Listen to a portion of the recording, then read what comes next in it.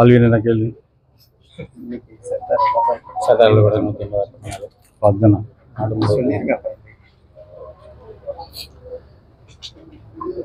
இந்தியாவுடைய இரும்பு மனிதராக விளங்கியவர். இந்தியா சுதந்திரம் அடைவதற்கு காரணமாக இருந்தவர். பல்வேறு மாநிலங்களெல்லாம் ஒன்றாக இணைத்து இந்திய தேசம் என்கின்ற ஒரு நாட்டை உருவாவதற்கு காரணமாக இருந்த சர்தார் வல்லபாய் பட்டேலை நினைவுகூறுகின்ற வகையில் இன்றைக்கு நாடு முழுவதும் அவருடைய திருவுருவ படங்களை வைத்து அவர்களுக்கு மரியாதை செலுத்தி வருகிறோம்.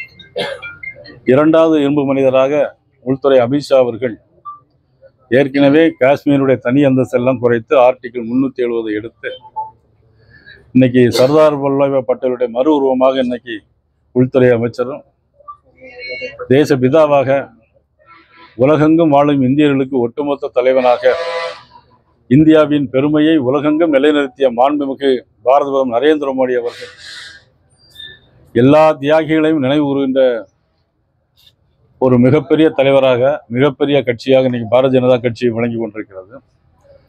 நேற்றைய தினம் கூட சுதந்திர போராட்ட வீரர் பசுமன் முத்துராமலிங்க தேவர் ஐயா அவருடைய நினைவு நாளில் மாண்புமிகு இந்திய நாட்டுடைய துணை ஜனாதிபதி அவர்கள் டெல்லியிலே இருந்து வந்து அவர்களுக்கு மரியாதை செலுத்திவிட்டு சென்றிருக்கிறார்கள். ஆக பாரதிய ஜனதா கட்சி தான் தேசத்திற்காக போராடியவர்களையும் உயிர் நீத்தவர்களையும் மதிக்கின்ற நேசிக்கின்ற கட்சியாக இன்னைக்கு பாரதிய ஜனதா கட்சி இருந்து கொண்டிருக்கு. அதிமுக எல்லாரும் ஒண்ணு சேரணும் நீங்க எல்லாம் முயற்சி பண்ணிட்டு இருந்தீங்கன்னு சொன்னீங்க. இப்போ அது புதுசா ஒரு அணி உருவாயிருக்கு. டிடிவி ஓபிஎஸ் இன்னும் அவங்க கூட செங்கோட்டையன் எல்லாம் சேர்ந்திருக்காங்க. இதை நீங்க எப்படி பாக்குறீங்க? இது பாஜகவுக்கு பலமா இல்ல அதிமுகவுக்கு பலவீனமா இருக்குமா எப்படி? அதாவது நீங்க சொல்றீங்க அணியா சேர்ந்திருக்காங்க அப்படின்னு, பட் நேற்று அவங்க போயிருக்காங்க. திரு ஓபிஎஸ் அவர்களும் திரு மதிப்புக்குரிய டிடிவி அவர்களும் மதிப்புக்குரிய அண்ணன் செங்கோட்டையன் அவர்களும் நேற்று போய் தேவருடைய சமாதியில் அஞ்சலி செலுத்துவதாக போயிருக்கிறாங்க. பட் அவங்க என்ன ஸ்டேட்மெண்ட் விடுறாங்க அப்படிங்கிறத பொறுத்து தான் எல்லாமே தெரியும். அதிமுகவினுடைய பிரிந்ததை ஒன்றிணைக்கக்கூடிய பணிகளை மேற்கொள்வோம்னு சொல்லியிருக்கிறாங்க. ஆனால் அது எடப்பாடிக்கு எதிராகத்தான் இருக்கும். அவரை இல்லாத ஒரு இதைத்தான் பண்ணுவோம்னு சொல்லியிருக்காங்க. இல்லை, அது பற்றி நான் இப்போ எந்த கருத்தும் சொல்ல முடியாது.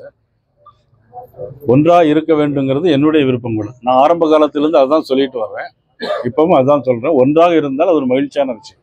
சார், மக்களை சந்திக்கக்கூடிய நிகழ்வு பொதுமக்கள் தாக்கத்தை ஏற்படுத்தியிருக்கு, வரவேற்பு. அதாவது எல்லா இடங்களிலும் மிகுந்த வரவேற்பு இருக்கிறது. பொதுவாக நம்ம தேர்தல் காலங்களில் தேர்தலில் ஆரம்பிக்கும் போதே நமக்கு ஒரு சிக்னிஃபிகன்ஸ் எல்லாம் கிடைக்கும். எப்படின்னா, நம்ம ஓட்டு கேட்க போகும்போது பைக்கில் போயிட்டு இருந்தாலும் காரில் போனாலும் நிறுத்தி நம்ம ஓட்டு கேட்டுட்டு இருந்தோம்னா நமக்கு எல்லாம் அவங்க வாழ்த்துற மாதிரி, கை காட்டுற மாதிரி,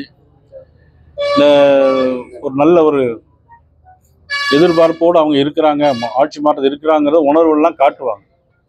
அதேமாதிரி நாங்கள் கார்களில் போகும்போது எல்லா நகரங்களிலும் எல்லா கிராம பகுதிகளிலும் எங்கள் வண்டிகளை பார்த்துக்கிட்டு அவங்க கை காட்டுறது, கை அசைக்கிறது, வரவேற்கிறது என்பது மிகுந்த ஒரு வரவேற்பு இருக்கிறது. அது எதை காட்டுகிறதுன்னு சொன்னால் நிச்சயமாக ஒரு ஆட்சி மாற்றத்திற்கான அறிகுறியாக தான் எங்களுக்கு தென்படுகிறது. ஏற்கனவே ஒடிசால அமைச்சர் தமிழ்நாட்டு அமைச்சர் பேசியிருந்தாரு. இப்போ பீகார்ல பிரதமர் பேசும்போது தமிழ்நாட்டில் பீகார் பிரதமர் இருக்காரு. தமிழ்நாட்டில் அரசியலுக்காக ஒரு அமைச்சர் மாதிரி இருக்குது பாஜக. நீங்கள் சொன்னது முற்றிலும் தவறு, உங்கள் கேள்வியே தவறு. பீகாரில் உள்ளவங்களை இங்கே நமது முதலமைச்சர் ஏற்கனவே பேசியிருந்தாங்க. உங்களுக்கு ஞாபகம் இருக்கும், முதலமைச்சர் பேசினது தான் மேற்கோள் காட்டுறாங்களே தவிர பீகாரிகள் இங்கே வந்தேரிகள் யாரும் இங்கே இருக்க முடியாது அப்படிங்கிற மாதிரி முதலமைச்சர் பேசுனதை நீங்கள் மறந்துட்டீங்க. அதைத்தான் மேற்கோள் காட்டி பாரத பிரதமர் அவர்கள் சொல்லியிருக்கிறார்கள். ஒடிசாவில் பேசியது, ஒடிசாவில் தமிழர் ஒருவர் சாவியை கொண்டுட்டு போயிட்டாருன்னு சொன்ன விதமாக இருக்கட்டும், அல்லது அங்கே தமிழர்களுடைய உணவு முறை குறித்து ஒரு வீடியோ வெளியிட்டதாக இருக்கட்டும், அதை இந்த நேரத்தில் வேறொரு மாநிலத்தினுடைய தேர்தல் பரப்புரையின் போது பேச வேண்டிய தேவை என்ன இருக்கிறது? இல்லை, முதலமைச்சர் சொன்னது தான். முதலமைச்சர் அவர்கள் ஏற்கனவே பீகாரிகளை பற்றி இங்கே யாரும் அவங்க இருக்க விட மாட்டோம் முதலமைச்சர் சொன்னதை தான் இன்னைக்கு பிரைம் மினிஸ்டர் மோடி அங்கே பேசியிருக்காங்க. அது மட்டும் இல்லை, இன்னைக்கு நாங்கள் பீகாரில் பாரதிய ஜனதா கட்சி தேசிய ஜனநாயக கூட்டணி 101 இடத்துல நிற்கிறோம். அங்கே நிதிஷ்குமார் எங்களுடைய கூட்டணியில் 101 இடத்துல நிற்கிறாங்க, மீதி சிறு சிறு கட்சிகள் நிற்கிறாங்க. ஆனால் இப்போ பீகாரில் இன்னைக்கு அந்த ஐஎன்டிஐ அப்படி தான் சொல்லணும், ஐஎன்டிஐ தான் சொல்லணும். நீங்கள்லாம் இந்தின்னு சொல்லுங்க, இந்தியெல்லாம் கிடையாது, ஐஎன்டிஐ. இந்தின்னா அதையும் பிரித்து பேசிடாதீங்க, இந்தியான்னு சொல்லிடுவாங்க, அதனால சொல்லிடாதீங்க யாரும். அது இந்தியா கூட்டணி கிடையாது, ஐஎன்டிஐ கூட்டணி. இன்னைக்கு 12 இடங்கள் அவங்களுக்குள்ளே ஒற்றுமை இல்லாமல் இருக்காங்க. அதனால் இன்னைக்கு உள்ள வந்த தகவல் படி நிச்சயமாக பெரும்பான்மை இடங்களில் எங்களுடைய கூட்டணி பீகாரில் வந்து ஆட்சி அமைக்கும். முதலமைச்சர் வந்து ட்வீட் பண்ணியிருக்கிறார், பிரதமர் வந்து தனது பொறுப்பை மறந்து இது போன்ற ஒரு இரு மாநிலங்களுக்கு இடையிலான பிரிவினை உண்டு பண்ணக்கூடிய வகையில முதலமைச்சர் தான் பிரிவினையே தூண்டிட்டு இருக்காரு. இதுவரையிலும் பார்த்தீங்கன்னா ஒவ்வொரு பேச்சுகளையும் பார்த்தீங்கன்னா பீகார், நீங்கள் வந்து உங்கள் கேள்வியை நீங்கள் கேட்குறீங்க, ஆனால் பீகாரிகளை பற்றி தவறாக பேசியது இன்னைக்கு பதிவில் இருக்கிறது. அதைத்தான் எடுத்து மேற்கோள் காட்டி நான் பேசினேன். முதலமைச்சர் இனிமேல் வட மாநிலம் தென் மாநிலம் இப்படிலாம் பிரித்து பேசாமல் இருக்கிறது பிரிவினைவாதத்தை தூண்டுவதற்கு சமமாக இருக்கும். சார், வட மாநிலங்கள்ல தேர்தல் வந்துட்டாலே பாஜக வந்து தமிழர் வந்து எதிரி போல சித்தரிக்குது அப்படின்ற மாதிரி கனிமொழி ட்வீட் பண்ணியிருக்கிறாங்க. இதை பத்தி அதைத்தான் நீங்கள் தனித்தனியாக அந்த கேள்வி மாற்றி மாற்றி கேட்குறீங்க. வட மாநிலங்களையும் தென் மாநிலங்களையும் பிரிக்க வேண்டிய சூழ்ச்சியில் திமுக இறங்க வேண்டாம், ஒற்றுமையாக இருக்க வேண்டும் என்பது எங்களுடைய கருத்து.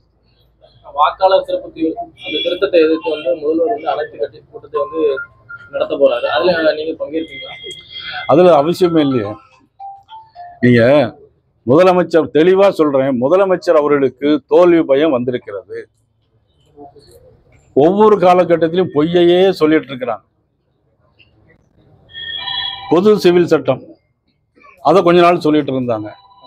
அதுக்கப்புறம் வந்து சிஏஏ இந்திய குடியுரிமை சட்டம், இதனால இஸ்லாமியர்கள் ஒருவர் கூட இங்க இந்தியாவில் இருக்க முடியாது, இஸ்லாமியர்களை விரட்டி எடுத்து விடுவார்கள்னு சொல்லிட்டு ஒரு வருஷம் சொல்லிட்டே இருந்தாங்க. அதுல ஒரு வருஷம் போயிடுச்சு, ஒரு இஸ்லாமியர்கள் கூட இங்க துன்புறுத்தப்படலை, வெளியே அனுப்பப்படலை, அவசியமே இல்லை. அதை ஒரு வருஷம் சொன்னாங்க. பிறகு நீட் தேர்வுன்னு சொல்லிட்டு இருந்தாங்க. கொண்டு வந்திருக்காங்களா நீட் தேர்வு? என்னோட ஆட்சிக்கு வந்தால் முதலமைச்சராகிய நான், நீ முதல் கையெழுத்து நீட் தேர்வு, அது வர முடியாதுன்னு தெரியும். காங்கிரஸ் கட்சி இவங்க கூட்டணியில் இருக்கும்போதே கொண்டு வந்ததுதான் நீட் தேர்வு. அதை ஒரு வருஷம் சொல்லிக்கிட்டே இருந்தாங்க. அதில் ஒரு வருஷம் போயிடுச்சு.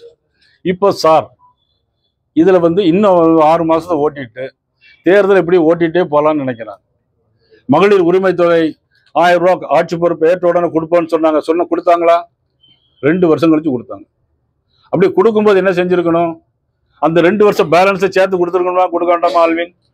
அந்த 2 வருஷம் பேலன்ஸை சேர்த்து கொடுத்தோம்னா நம்ம இப்போ குறை சொல்ல முடியாது. ஆனால் பாராளுமன்ற தேர்தல் வந்த உடனே கொடுத்துருக்காங்க.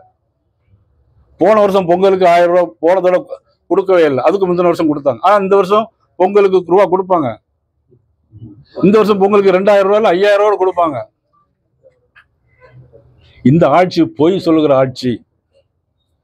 இன்னைக்கு கூட பிளான் அப்ரூவலுக்கு நான் பேசின ஒரு இடத்துக்கு 50 ரூபா இருந்தது, இன்னைக்கு 650 ரூபா ஒரு ஸ்கொயர் ஃபீட்டுக்கு.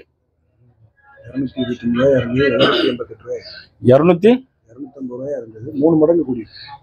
நீங்க பாத்தீங்கன்னா பிளான் அப்ரூவல் வீடு கொடுத்தீங்கன்னா முந்தி 250 ரூபா, இப்போ இன்னைக்கு 750 ரூபா, 300 மடங்கு அதிகம்.